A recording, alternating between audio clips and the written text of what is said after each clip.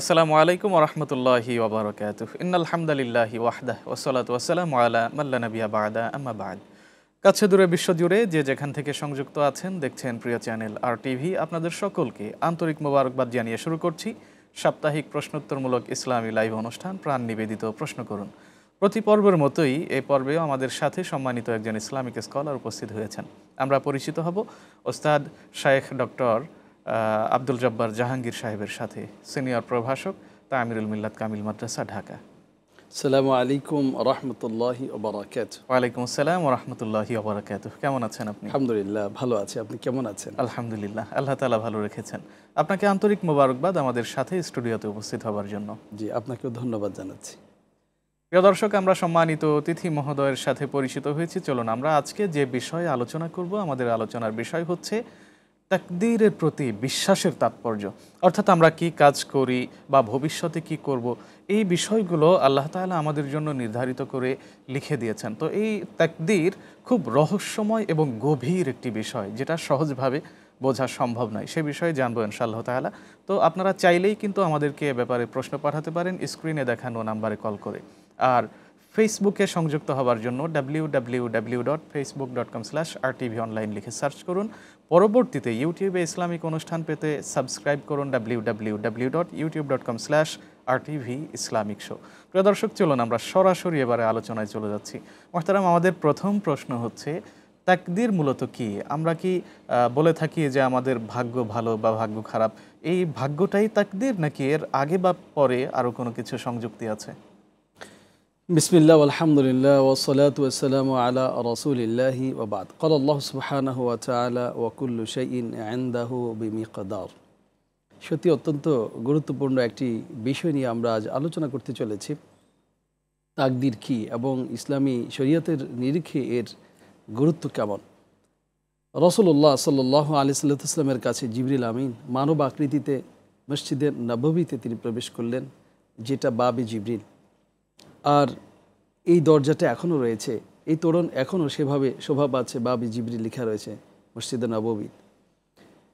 সাহাবা বেষ্টিত রাসূলুল্লাহ সাল্লাল্লাহু আলাইহি ওয়াসাল্লাম ছিলেন। ঠিক এমন একটি ভর মজলিসে জিবরিল আমিন প্রবেশ করলেন আর রাসূলুল্লাহ সাল্লাল্লাহু আলাইহি ওয়াসাল্লামকে প্রশ্ন করলেন, মাল ইমান, হে আল্লাহ রাসূল, ইমান কি জিনিস?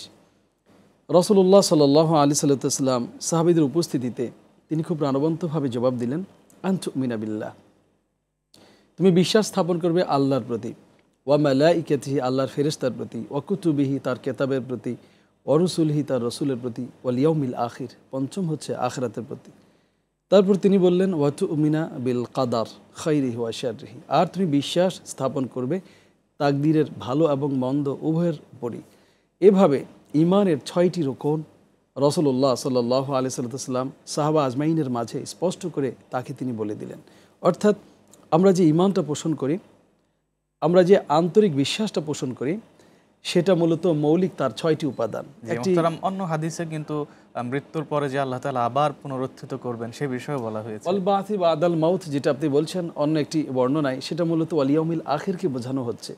একটি বাস্তব বিষয় হচ্ছে ইমানের ভিত্তি হচ্ছে 6টি, আর ইসলামের বুনিয়াদ বা ভিত্তি হচ্ছে 5টি।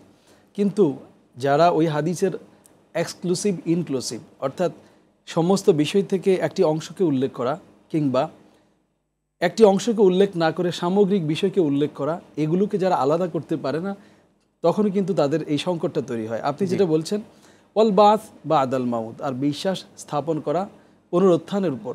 ওয়াল ইয়াউমিল আখির, এখানে কি কি বিষয় রয়েছে?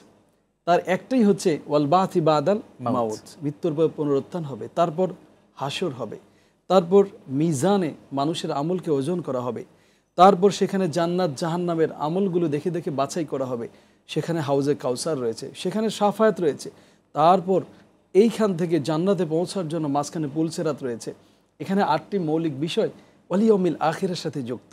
কিন্তু হাদিসে যেখানে ওয়াল বা'থি বা'দাল মাউতকে উল্লেখ করেছে একটি অংশ বিশেষ, এটার দ্বারা মূলত ওয়াল ইয়াউমিল আখিরকে বোঝানো হচ্ছে। প্রিয় ভাই, তাহলে তাকদীর এটা হচ্ছে ইমানের সেই 6টি গুরুত্বপূর্ণ বুনিয়াদের একটি বুনিয়াদ।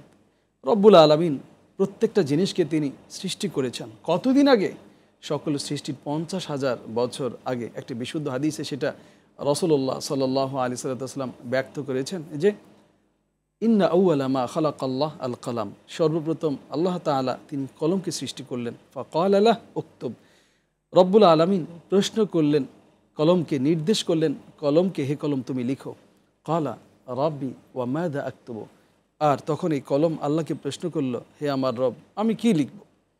রব্বুল আলামিন কলমকে নির্দেশ জানিয়ে তিনি বললেন উক্তুব মাকাদির কুল্লি শাই হাত্তা তাকুমুস সাআ, কিয়ামত সংঘটিত হওয়া পর্যন্ত তুমি সকল কিছু লিপিবদ্ধ করো।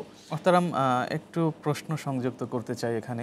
অনেকে কোনো একটা কাজ করে ফেলার পরে আফসোস করেন বা বলে ফেলেন যে আমার কপালে ছিল তাই হয়েছে। বিষয়টা কি তার কপালে ছিল বলেই এমনটি হয়েছে, নাকি তার কর্মের কারণে? এই বিষয়টি একটু বুঝিয়ে দিলে আসলেই ভালো হতো। এটা খুব দারুণ একটা প্রশ্ন আপনি করেছেন। রাসূলুল্লাহ সাল্লাল্লাহু আলাইহি সাল্লাম অত্যন্ত সুন্দর করে এই বিষয়টি তিনি তাকদীর প্রসঙ্গ আলোচনার পর শেষ হাদিসের শেষাংশে তিনি বলেছেন ওকুল্লুন মুয়াস্সার লিমা খুলিকালা, প্রত্যেকটি আমল ওই ব্যক্তির জন্যই সহজ করে দেওয়া হয়েছে যার জন্য তাকে সৃষ্টি করা হয়েছে। আর কোরআনে রব্বুল আলামিন আরও পরিষ্কার করে বলেছেন ওয়া আন লাইসা লিল ইনসানি ইল্লা মা সা, মানুষ তাই কেবল অর্জন করে যা সে চেষ্টা করে। আবার রব্বুল আলামিন বলেছেন ইন্নাল্লাহা লা ইউগাইয়িরু মা বিকওমিন হাত্তা ইউগাইয়িরু মা বিআনফুসিহিম, মূলত এই যে পরিবর্তন, এই যে তাকে একটি ভালো এবং একটি মন্দর দিকে পরিচালিত করবার এই আয়োজন কিন্তু সেই ব্যক্তি। এই জন্য রব্বুল আলামিন কোরআন পাকে স্পষ্ট করে তিনি বলেছেন ওয়াহাদাইনাহুন নাজিদাইন, আমি তাকে দুটো রাস্তাই দেখিয়েছি, ইম্মা শাকিরান ওয়া ইম্মা কাফুরা, সে শুকরগুজার বান্দা হয়ে ডানপন্থী হয়ে সে তার জীবনকে পরিচালনা করতে পারে, আবার বামপন্থী হয়ে হারাম দিকেও সে তার নিজকে জাহান্নামমুখী করে, অর্থাৎ তার স্বাধীনতা আল্লাহ তাআলা দিয়ে দিয়েছেন। মোহতারাম, আরেকটি বিষয় হচ্ছে অনেক সময় আমরা কোনো কাজ আল্লাহর নামে শুরু করলাম, আমাদের আশা থাকে যে শেষ পর্যন্ত গিয়ে আমরা সফল হব, কিন্তু সফল হতে পারলাম না। তখন কি আমরা কর্মের ব্যর্থতা খুঁজবো, নাকি এখানে আমরা তাকদীরের যে ব্যর্থতা ছিল সেটাকে দায়ী করব? আসলে তাকদীরের ব্যর্থতা নয়, এখানে বিষয়টি একটু বুঝতে হবে। ওয়াকুল্লু শাইইন ইনদাহু বিমিকদার, রব্বুল আলামিনের কাছে সব কিছু সুনির্দিষ্ট। তিনি আল্লামুল গায়ুব, তিনি মানুষের বর্তমান ভবিষ্যৎ অতীত সব কিছুই রব্বুল আলামিন জানেন। রব্বুল আলামিন মানব দানব সৃষ্টি সব কিছুরই 50,000 বছর আগেও তার তাকদীর থেকেই তিনি জানেন, আল্লাহ জানেন বান্দা কি করবে। এখন যদি কেউ এই বিশ্বাসটুকু করে যে রব্বুল আলামিন আমাকে আসলেই নাউজুবিল্লাহ এইভাবে তিনি আমাকে বাধ্য করেছেন, এই পথে আমাকে চালিত করেছেন, কখনো নয়। কেননা কোরআনে বলা হয়েছে ইন্নাল্লাহা লা ইয়াজলিমু মিসকালা যাররা, রব্বুল আলামিন কারো প্রতি এক অনুপরিমাণ জুলুম করেন না। ওয়া ইন তাকু হাসানা, যদি একটু ভালো কাজ থাকে ইউদাইফা, বহুগুণে সেটাকে বাড়িয়ে দেন, ওয়া ইউতি মিন লাদুনহু আজরান আযীমা, অনেক বেশি তাকে আরো পুরস্কার তিনি প্রদান করেন। আমরা এই প্রশ্নের উত্তর যেহেতু অনেক লম্বা এবং গভীর উত্তর, আমরা আরো শুনবো, তবে তার আগে একটা ফোন নিতে চাই। জি জি, আসসালামু আলাইকুম ওয়া রাহমাতুল্লাহ। হ্যালো, আমরা শুনতে পাচ্ছি, বলুন কি প্রশ্ন আপনার? জি, প্রশ্ন হচ্ছে আমার আম্মা, আমরা এক ভাই এক বোন, তো উনি সবসময় আমাদেরকে নিয়ে ভয় পায় যে আমাদের হয়তো কিছু হয়ে যাবে, এরকম কিছু আর কি, ভয় পায় যে ক্ষতি যদি হয়। মানে ভিতর থেকে দুশ্চিন্তা থাকে আর কি সব সময়। তো এইটা নিয়ে যদি কিছু হুজুর বলতেন। আর সবসময় চিন্তা করতেছে এগুলা নিয়ে, অসুস্থ থাকে প্রায় সময়ই, যে আমি বা আমার ভাইয়ের কিছু একটা হবে, এইগুলা। আমরা বিস্তারিত জানাবো ইনশাআল্লাহ। মুহতারাম, পূর্বের যে প্রশ্নের উত্তর আমরা অসম্পূর্ণ রেখে গিয়েছিলাম তাকদীরের ব্যাপারে। তো তাকদীরের উপরে বিশ্বাস করা ইমানের একটা অংশ বা ইমানের গুরুত্বপূর্ণ একটা দিক। তো কেউ যদি তাকদীর বিশ্বাস না করে বা ভুলে যায়, তাহলে সে কুফরের মধ্যে চলে গেল। তো কেউ তাকদীর বিশ্বাস করেনি, কুফরের মধ্যে চলে গিয়েছিল, এখন সে তার ইমানকে কিভাবে নবায়ন করবে? যে ব্যক্তি তাকদীরের বিষয়টাকে আসলে বুঝতে পারছে না, এর রহস্যগুলো তাকে স্পষ্ট করে জেনে নিতে হবে। কেননা ইমানের এই গুরুত্বপূর্ণ একটি বিষয় নিয়ে অজ্ঞতা, এটার কালক্ষেপণ, এটাকে ইমামগণ বলছেন এই কুফরির দায়ভার তার উপরেই থাকবে। রব্বুল আলামিন সব কিছু সৃষ্টি করে দিয়েছেন, সব তিনি লিখে রেখেছেন, তিনি সব কিছু জানেন, বান্দাকে চেষ্টার জন্য উৎসাহিত করেছেন। আম্বিয়া আলিমুসাল্লাম আসমান কিতাব দিয়ে ভালো পথে চালানোর জন্য তাকে সব দুয়ার তিনি খুলে দিয়েছেন। বান্দা প্রচেষ্টা চালাবে, কিন্তু ওয়ামা আসাবা মিন মুসিবা, আর ফিল আরদ, জমিনে বান্দার যেই দুঃখ কষ্ট হয়, ওয়ালা ফি আনফুসিহিম ইল্লা ফি কিতাব, আর তার নিজের ক্ষেত্রে যে দুঃখ কষ্ট আসে, এগুলো সব কিছু কিতাবের মাঝে রব্বুল আলামিন লিখেছেন মিন ক্বাবলি আন নাবরাআহা, আসমান জমিন সব কিছু সৃষ্টি করার আগেই। ইন্না যালিকা আলাল্লাহি ইয়াসির, নিঃসন্দেহে এই যে জানার এবং অতি আগ থেকে কোনো জিনিস অনুধাবন করবার এই জ্ঞানে একমাত্র রব্বুল আলামিন তিনি সমৃদ্ধ, অন্য কাউকে এই গুণ স্পর্শ করবে না। আর এগুলো আল্লাহর কাছে খুবই সহজ। অতএব তওবা করতে হবে এবং আবারও ঈমানকে তাজদিদ করে তাকে দ্বীন ইসলামের মাঝে প্রবেশ করতে হবে, আল্লাহর দিকে ফিরে আসতে হবে। আল্লাহর দিকে তাকে ফিরে আসতে হবে। মোহতারাম, আরেকটা ফোন আছে। জি, আসসালামু আলাইকুম রাহমাতুল্লাহ। কে বলছেন, কোত্থেকে বলছেন? মামুন রেজা বলছি নওগাঁ থেকে। বলুন। আমার প্রশ্ন তিনটি। এক নম্বর হলো যে নামাজের মধ্যে দুই সিজদার মাঝখানে কোন দোয়াটি একদম বিশুদ্ধ সহিহ সুন্নাহ অনুযায়ী পড়া, দুই জি, সিজদার পরের মাঝখানে প্রশ্ন। দোয়া। আর দুই নম্বর হলো যে নামাজে আমরা যখন জামাতে নামাজ আদায় করবো সেখানে সালাম ফিরানোর মানে পদ্ধতি কিরকম হবে, ইমামের সঙ্গে সঙ্গে না ইমামের পরে? জি, পরের আর তিন প্রশ্ন। নম্বর হলো যে কঠিন বিপদ আপদ থেকে রক্ষার জন্য আমরা কি কি আমল এবং দোয়া করব? সাথেই থাকুন, আমরা জানাবো ইনশাআল্লাহ। মোহতারাম, আমরা প্রশ্ন নিয়েছি, তবে উত্তরে যাওয়ার পূর্বে ছোট্ট একটি বিরতি নিতে চাচ্ছি। প্রিয় দর্শক, আমরা এতক্ষণ ধরে অনেকগুলো প্রশ্নের উত্তর জেনেছি। আপনাদের মধ্য হতে অনলাইনে এবং অফলাইনে বিভিন্নভাবে আমাদেরকে প্রশ্ন পাঠিয়েছেন। গুরুত্বপূর্ণ আরও কিছু প্রশ্ন আসে, সেগুলোর উত্তর জানবো ছোট্ট একটি বিরতির পর। কোথাও যাবেন না, সঙ্গেই থাকুন।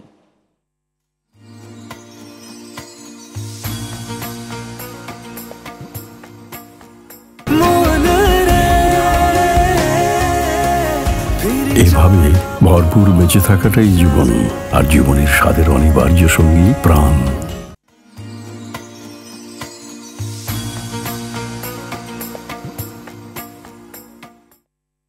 প্রিয় দর্শক, ছোট্ট একটি বিরতির পর আবারও ফিরে এলাম প্রে চ্যানেল RTVর পর্দায়। আপনারা দেখছেন সাপ্তাহিক প্রশ্নোত্তরমূলক ইসলামী লাইভ অনুষ্ঠান প্রাণ নিবেদিত প্রশ্ন করুন। বিরতির পূর্বে আমরা বেশ কিছু প্রশ্ন রেখে গিয়েছিলাম, এবারে সেগুলোর উত্তর জানব। মোহতারাম, বিরতির পূর্বে আমরা একটা গুরুত্বপূর্ণ প্রশ্ন পেয়েছিলাম যে একজন মা তার সন্তানদের জন্য অতিরিক্ত দুশ্চিন্তা করেন, ভয় পান ছেলে মেয়েদের জন্য, এবং মাঝে মাঝে অসুস্থ হয়ে পড়েন। এর থেকে পরিত্রাণের উপায় কি, তিনি কি করবেন? কোরআনে হতাশা এবং নিরাশা থেকে মুক্ত থাকবার জন্য আমাদেরকে বারবার উৎসাহিত করা হয়েছে। বিশেষ করে কোরআনে একটি আয়াত এরকম রয়েছে যে ইন্নাহু লা ইয়াইআসু মির রাউহিল্লাহি ইল্লাল কওমুল কাফিরুন, যে কেবল কাফিররাই আল্লাহ রাব্বুল আলামিনের রহমত থেকে বেরিয়ে এসে হতাশ হয়ে যায়। তো এরকম হতাশাগ্রস্ত হওয়া, আশা হারিয়ে ফেলা, নিরাশ হওয়াটা এটা অত্যন্ত মন্দ একটি স্বভাব, বিশেষ করে যখন মনের মাঝে বদ্ধমূল হয়ে যায়। রাসূলুল্লাহ সাল্লাল্লাহু আলাইহি সাল্লাম আশাবাদী হতে সবসময় উৎসাহিত করেছেন। কোরআনেও এই ব্যাপারে বলা হয়েছে, কুল ইয়া ইবাদিয়াল্লাযীনা আসরাফু আলা আনফুসিহিম লা তাকনাতু মির রাহমাতিল্লাহ, ওহে তোমরা যারা পাপ করেছো তোমরা আল্লাহর রহমত থেকে হতাশ হয়ে যেও না। তবে যদি কোনো ক্ষতিকর কোনো বিষয়, কোনো কষ্টকর, অত্যন্ত ক্ষতি সাধন করবে এমন কোনো বিষয়ের মুখোমুখি হয়, সেটার ব্যাপারে রাসূলুল্লাহ সাল্লাল্লাহু আলাইহি সাল্লাম চমৎকার একটা দোয়া শিখিয়েছেন। বিসমিল্লাহিল্লাযী লা ইয়াদুররু মা ইসমিহি শাইউন ফিল আরদি ওয়ালা ফিস সামা ওয়া হুয়াস সামিউল আলিম। সে আল্লাহর নামেই যখন আমরা আল্লাহর কাছে পানাহ চাইব, বিসমিল্লাহিল্লাযী লা ইয়াদুর, সে মহান আল্লাহর নামে যার নামে কোনো কিছু ক্ষতি করতে পারে না, আসমান জমিনে কোনো কিছুই, মাস মিশাই ফিল আরদ ওয়ালা ফিস সামা ওয়া হুয়াস সামিউল আলিম, তিনি সর্বশ্রোতা এবং মহাজ্ঞানী। আশা করা যায় ইনশাআল্লাহ সেই ব্যক্তি দুঃখ কষ্ট এবং ক্ষতি থেকে আত্মরক্ষায় থাকবে। বিশেষ করে সকাল এবং সন্ধ্যা 3 বার সূরা নাস ফালাক পরে হাতে ফু দিয়ে শরীরকে মাসে করে নিতে হবে এবং রব্বুল আলমিনের কাছে সবসময় পানাহ চাইতে হবে। আশা করা যায় ইনশাআল্লাহ আল্লাহ রব্বুল আলমিন সেই ব্যক্তিকে নিরাপত্তার চাদরে বেষ্টন করে নেবেন ইনশাআল্লাহ। মোহতারাম, পরের প্রশ্ন হচ্ছে, যখন আমরা নামাজ আদায় করি, দুই সিজদার মাঝে কিছুক্ষণ বসি, এই বসার সময় যে দোয়াটি পড়ি, এই দোয়ার ব্যাপারে জানতে চেয়েছেন।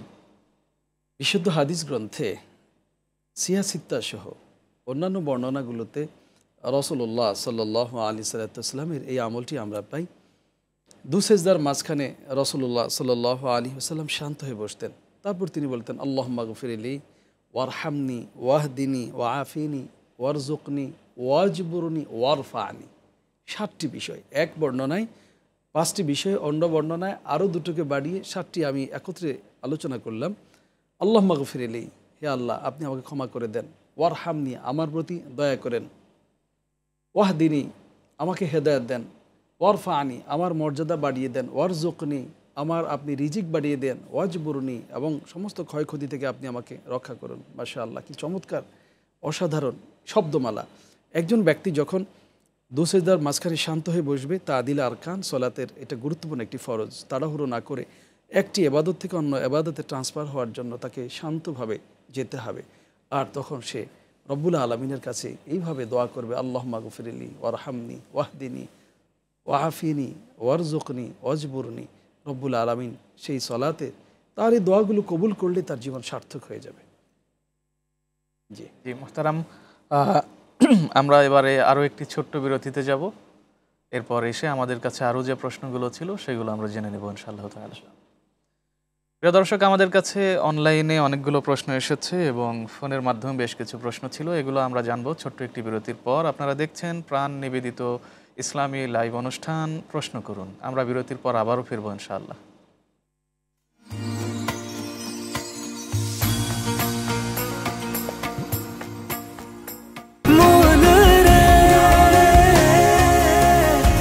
এভাবে ভরপুর বেঁচে থাকাটাই জীবন, আর জীবনের স্বাদের অনিবার্য সঙ্গী প্রাণ।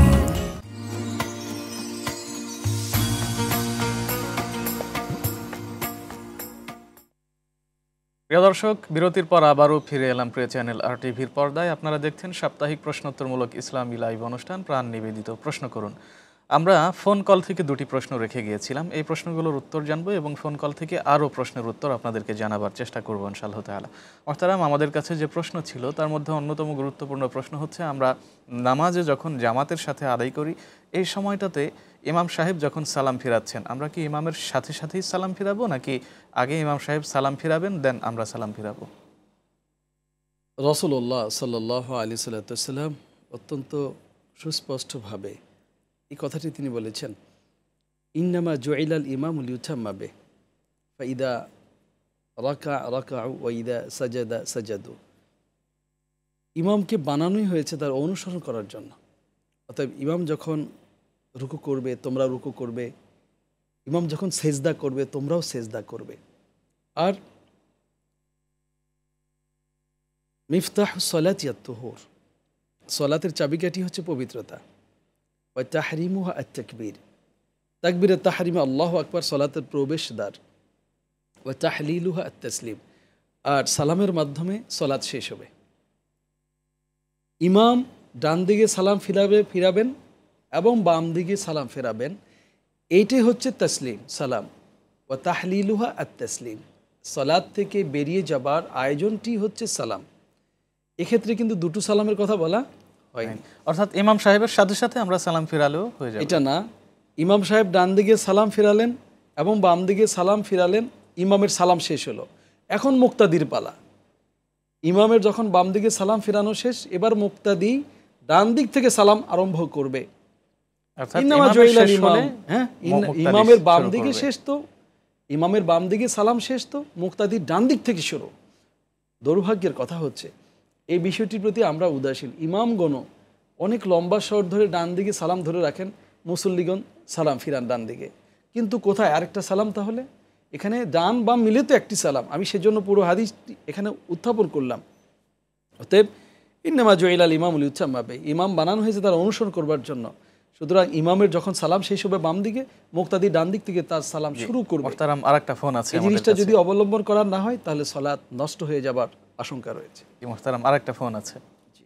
আসসালামু আলাইকুম রাহমাতুল্লাহ, কে বলছেন, কোত্থেকে বলছেন? আসসালামু রাহমাতুল্লাহ, আমি দিনাজপুর থেকে বলতেছি।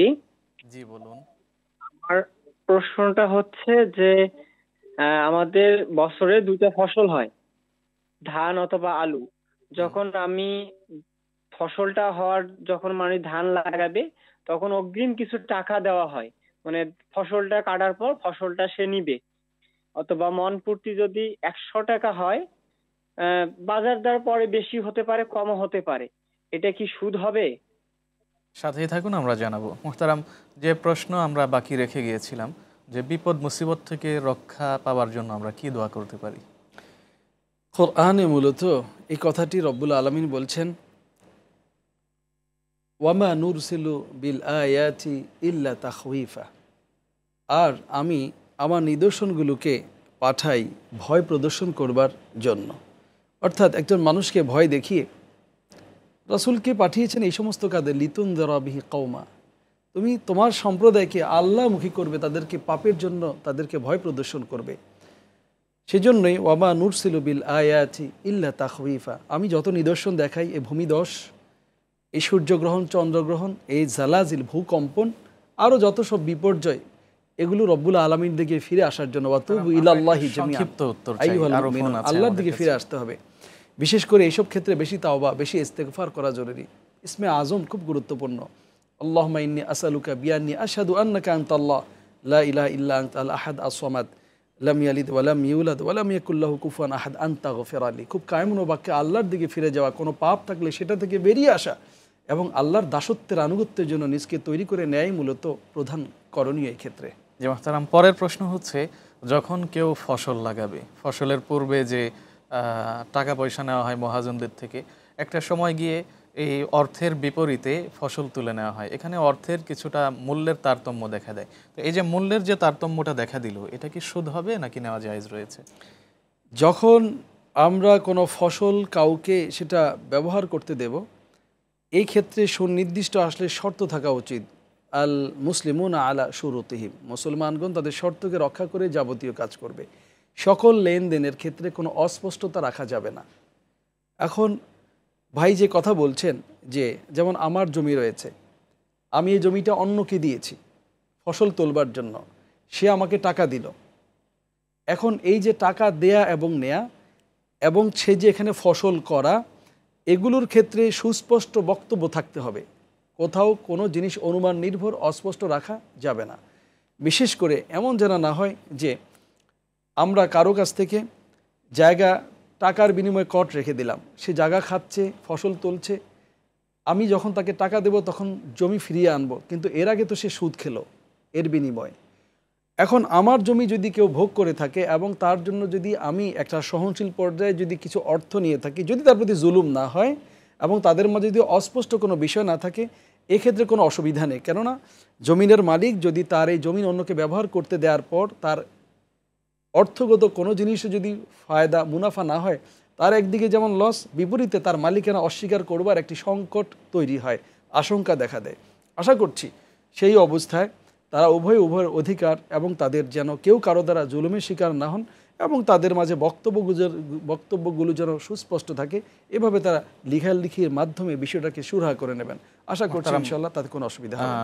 এর মাঝে আরও একটু সংযুক্ত করতে চাই, অনেক সময় বিভিন্ন অঞ্চলে দেখা যায় জমি বর্গা নেওয়া বা এটা কি বলে, একজন কট নেয়া হচ্ছে নির্ধারিত একটা সময়ের জন্য জমিটা নিয়ে নিল এবং কিছু টাকা মালিককে দিয়ে দিল। টাকা যতদিন পর্যন্ত ফেরত দিতে না পারে ততদিন পর্যন্ত যিনি নিচ্ছেন তিনি এই জমির ভোগ দখল করছেন এবং উৎপাদিত ফসল তিনি গ্রহণ করছেন। এটা কি সুদ হবে? এটা অবশ্যই সুদ হবে।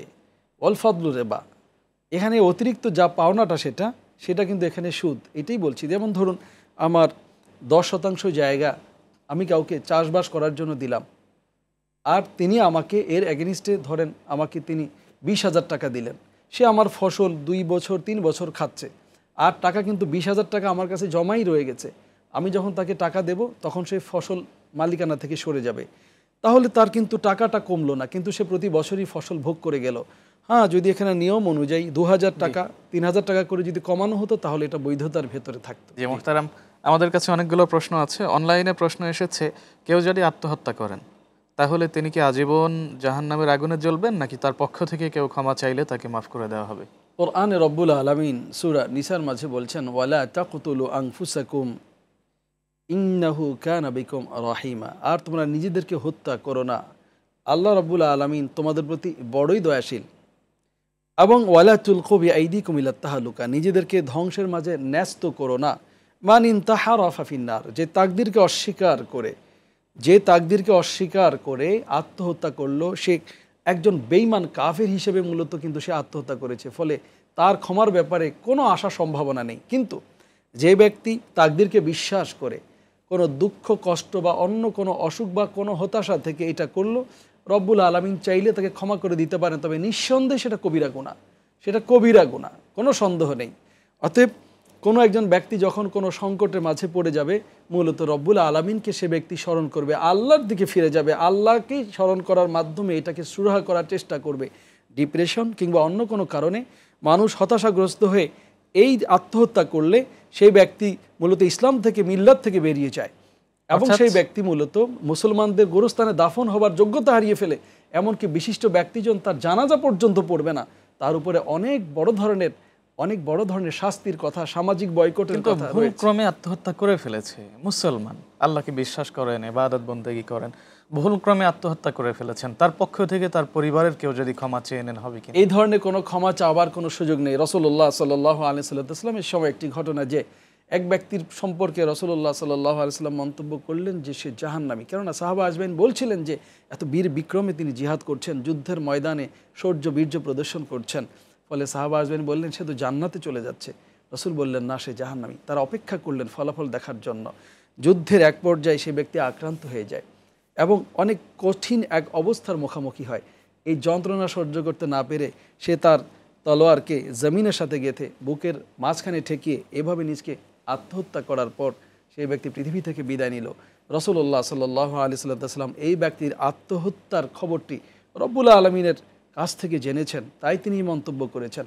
সুতরাং দেখা গেল যে কোনো ব্যক্তি দুঃখ কষ্টের মাঝখানে এসে যদি এই পরিত্রাণ পাওয়ার জন্য এইভাবে নিজের জীবনকে নিজে ধ্বংস করে দেয়, নিজকে হত্যা করে, তাহলে সে জাহান্নামী হবে। এটা কবিরা গুনাহ, আর এর সাথে তাকদীর অস্বীকার করবার একটি শঙ্কাও থেকে যায়। মুহতারাম, পরবর্তী প্রশ্ন হচ্ছে, অনলাইনের মাধ্যমে আমরা দেখতে পাচ্ছি যে অনেক সময় আমরা চলার ক্ষেত্রে, আমাদের কাজের ক্ষেত্রে অনেক সময় দুর্ঘটনা ঘটে যায় যেটা অনিচ্ছাকৃত, কিন্তু এমন দুর্ঘটনা যেখানে আটকা পড়ার পরে বেঁচে ফেরার কোনো সুযোগ থাকে না। এমন তো অবস্থায় তওবা করলে তওবা কবুল হবে কিনা? রব্বুল আলামিন তওবার দরজা, জানি যে মৃত্যু যখন সন্নিকটে তখন তওবা কবুল হয়। রব্বুল আলামিন তওবার দরজা সবসময় খোলা রেখেছেন এবং বলা হয়েছে যে ব্যক্তি, কিছু কারণ রয়েছে, যেমন মৃত্যুর সময় গড়গড়া উঠে গেলে, আজরাইলকে দেখে ফেললে, সে কথা আমি বলছি। মুহতারাম, এই প্রশ্নের উত্তর আমরা জানবো, তার আগে একটা ফোন নিতে চাই। আচ্ছা, জি। আসসালামু আলাইকুম ওয়া রাহমাতুল্লাহ। জি, ওয়ালাইকুম আসসালাম ওয়া রাহমাতুল্লাহ। বলুন, কি প্রশ্ন? জি, আমার দুইজন স্ত্রী।